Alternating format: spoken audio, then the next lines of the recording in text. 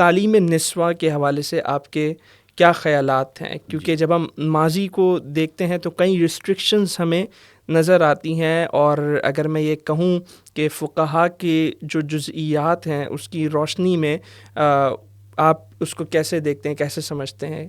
آپ پلیز بتائیں۔ بالکل جی، ایک تو یہ ہے کہ اگر ہم دیکھیں تو اس حوالے سے تو مرد اور عورت کے درمیان کوئی تفریق نہیں ہے، یعنی آپ عورت کو ایک طبقے کے طور پر، خواتین کو تعلیم سے محروم نہیں کر سکتے۔ اور اگر ہم رسول اکرم صلی اللہ علیہ وسلم کی سیرت دیکھیں اور رسول اکرم صلی اللہ علیہ وسلم کا تعامل دیکھیں تو خواتین کی تعلیم کو آپ نے عام فرمایا، آپ نے خواتین کے ساتھ ایک بھرپور ارتباط رکھا تاکہ وہ بھی آپ کی تعلیمات سے مستفید ہوں اور وہ پھر آگے جو خواتین ہیں ان تک پہنچائیں۔ اس میں سب سے بڑی مثال ہماری حضرت عائشہ رضی اللہ عنہا ہے۔ یقیناً ان کی چھوٹی عمر کی شادی کی حکمت یہی ہے کہ وہ رسول اکرم صلی اللہ علیہ وسلم کی شاگردہ ہوں اور پھر معلمہ ہوں، سبحان اور اللہ۔ یہی ہوا کہ احادیث کی جو روایات ان سے منقول ہیں کی ایک بہت بڑی تعداد ہے، اور آپ باقاعدہ خواتین کے ساتھ ایک رابطے میں رہتی تھی۔ رسول اکرم صلی اللہ علیہ وسلم کی رہنمائی کا ذریعہ خواتین کے ساتھ جو واسطہ وہ حضرت عائشہ رضی اللہ عنہا کی صورت میں دستیاب تھا۔ تو ہم اس پوری تاریخ میں دیکھتے ہیں تو خواتین کی تعلیم کے سلسلے میں ہمیشہ حوصلہ افزائی کا رویہ رکھا گیا اور یہی ہوتا رہا۔ تو آج بھی اس بات کی ضرورت ہے کہ ہم خواتین کو بھرپور تعلیم دیں۔ ہاں یہ بات ہے کہ مثلاً آزادانہ اختلاط، جی جی جی، اس سلسلے میں فقہا نے جو کچھ لکھا ہے آج کے جدید دور میں اس کا اہتمام کیا جا سکتا ہے، اور ایسے کئی اسلامی ممالک ہیں کہ جن کے اندر اس قسم کا اہتمام ہے۔ تو یہ تو ڈپینڈ کرتا ہے حالات کے اوپر اور معاشرے کے اوپر کہ اس بات کو یقینی بنائیں کہ جو اسلامی اصول ہیں اور جو اقدار کی آپ نے بات کی، جی جی، اقدار کا لحاظ کرتے ہوئے ہم خواتین کی تعلیم کو آگے لے جائیں۔ اس سلسلے میں بالخصوص جو بات ہے وہ مثلاً طب کی تعلیم ہے کہ اب مثلاً اگر خواتین ہمارے پاس بیمار آ جائیں تو ایسے ڈاکٹرز ہوں جو خواتین ہوں اور وہ ماہر ڈاکٹر ہوں تاکہ خواتین کی بے پردگی مردوں کے سامنے نہ ہو۔ تو یہ بہت ضروری ہے، اور اس وجہ سے میں یہ سمجھتا ہوں کہ خواتین یا نسواں کی تعلیم کے حوالے سے کوئی قدغن نہیں، سوائے اس کے کہ اس بات کو یقینی بنائے کہ وہ اسلامی اور معاشرتی اقدار کے مطابق ہوں۔ بالکل ٹھیک بات ہے، اور میں یہ سوال کرنے ہی والا تھا، آپ نے خود اس کا جو ہے وہ جواب دے دیا۔ لیکن سر بات یہ ہے کہ کچھ سبجیکٹس ایسے ہیں کہ جن کے بارے میں کہا جاتا ہے کہ خواتین ان کی تعلیم لے کر کیا کریں گی۔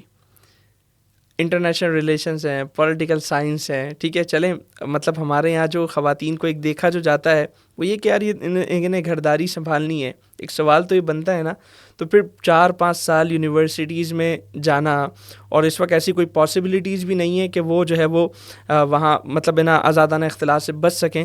تو اس پر سر آپ کیا کہیں گے؟ دیکھیں، فقہ میں استرار کی صورتیں ہیں، اور جو وقت جو ہے یا معاشرے جو ہیں وہ منجمد نہیں ہوتے۔ کوئی معاشرہ ایسا ہوگا، کوئی وقت ایسا ہوگا کہ جن کے کہ ان حالات میں انسانی معاشرے کی ضروریات مختلف ہوں گی۔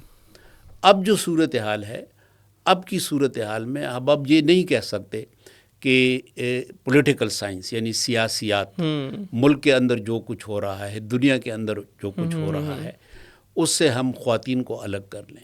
یقیناً ملک اور دنیا کے حالات اور سیاسیات یہ ہم سب پر اثر انداز ہوتے ہیں، بشمول ہماری خواتین کے۔ تو سیاسیات کا جو ناقدانہ مطالعہ ہے، اس کی جو تفہیم ہے، وہ جس طرح مردوں کے لیے ضروری ہے خواتین کے لیے بھی ضروری ہے، کیونکہ خواتین ہی نے اپنی اولاد کی تربیت کرنی ہے۔ تو اگر آپ کچھ ایسے مضامین یا میدان ہیں کہ جن میں آپ پابندی لگا لیں تو پھر وہ کس طرح ایک ہمہ جہت شخصیت کی تربیت کرنے کے قابل ہوں گی. کچھ مثلاً ایک سوال پہلے میرے پاس کسی کی طرف سے آیا تھا اور وہ یہ تھا کہ ایگریکلچر کی تعلیم خواتین کے لیے کیوں ضروری ہے یا نہیں ہونی چاہیے.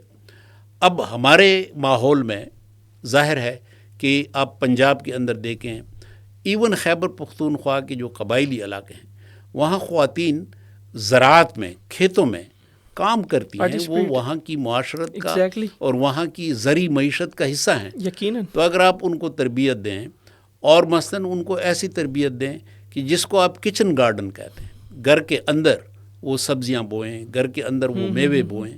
تو کچھ ممالک ایسے ہیں کہ جن کے گھروں کے ساتھ چھوٹے چھوٹے سبزیوں کے کھیت ہیں اور ان کا اپنا کچن کا خرچہ جو ہے وہ سبزیوں کی ضرورت ہی نہیں پڑتی بازار سے، وہ اپنے گھر کے اندر ان کی ضرورت پوری ہوتی ہے. پھر آج کل کے دور میں ٹنل فارمنگ جو آئی ہے، گھر کے اندر آپ پلاسٹک کے ذریعے نیچے کچھ پودے ایسے ہیں اور کچھ باقاعدہ میوہ جات اور سبزیاں ایسی ہیں کہ وہ آپ بو سکتے ہیں اور بڑی قیمتی ہیں. تو اگر آپ کے مثلاً دیہاتی ماحول ہے تو اس میں خواتین کی اگر تربیت ہو تو کس طریقے سے آپ کے گھر کے اخراجات جو ہیں وہ پورے ہو سکتے ہیں. تو یہ تو تفہیم کی بات ہے کہ آپ ایسی تعلیم ان کو دیں کہ جس طرح میں نے گزارش کی انسانی یا اسلامی اور معاشرتی اقدار کو سامنے رکھتے ہوئے اور ان کو ایک فعال حصہ معاشرے کا بنانے کے لیے. تو یہ ناممکن نہیں ہے، ممکن ہے. ضرورت اس بات کی ہے کہ ہم سوچیں کہ ہم کس طریقے سے اس میدان میں خواتین کو ساتھ لے کر آگے بڑھ سکتے ہیں. اچھا سر، میں جب ہم یہ بات کرتے ہیں تو ایک پوائنٹ یہ ریز کیا جاتا ہے، اعتراض یہ کیا جاتا ہے کہ جی جیسا آپ نے بات کی انسانی معاشرہ منجمد نہیں ہے، ٹھیک ہے، ڈائنامکس اس کی چینج ہوتی رہتی ہیں اور اب بھی بہت ڈفرینٹ ہیں. تو سر کہا یہ جاتا ہے کہ یہ سب تو ایک جدیدیت کا شاخسانہ ہے نا، اور ہم نے ایک نا بہاؤ میں تو نہیں بہہ جانا، ہم نے تو بلکہ اسلامی طرز پہ جو ہے نا وہ اپنی معاشرتی بنیادیں جو ہیں وہ قائم رکھنی ہیں. تو اس پر سر آپ کیا کامنٹ کریں گے؟ یہی ہے نا کہ جو میں نے گزارش کی کہ آپ وقت کو روک تو نہیں سکتے. جی.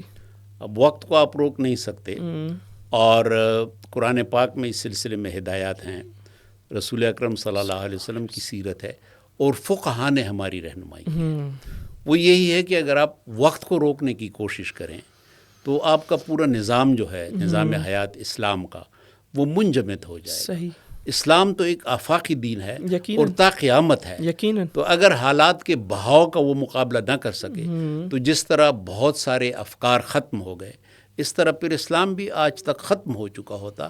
لیکن اسلام کی جو حقانیت ہے اور اس کا جو ریلیونس ہے، اس کی وجہ سے اسلام نہ صرف زندہ ہے بلکہ اسلام کی قبولیت اور اس حوالے سے تعداد میں اضافہ ہو رہا ہے. یہ اس کی حقانیت کا ثبوت ہے کہ یہ تا قیامت ریلیونٹ رہے گا انسانوں کی ضروریات کے ساتھ، معاشرتی جو کیفیات ہیں ان کے ساتھ، اور فقہاء نے یہی ہماری تربیت کی ہے. بہتر ہے.